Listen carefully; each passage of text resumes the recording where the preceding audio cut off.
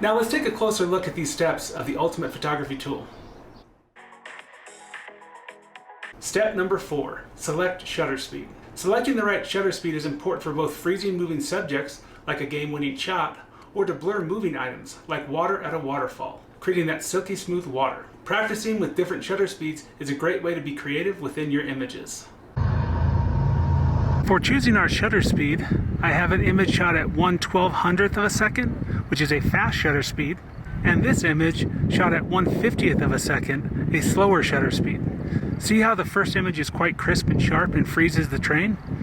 While as the second image, the train is blurry and the rest of the image is sharp.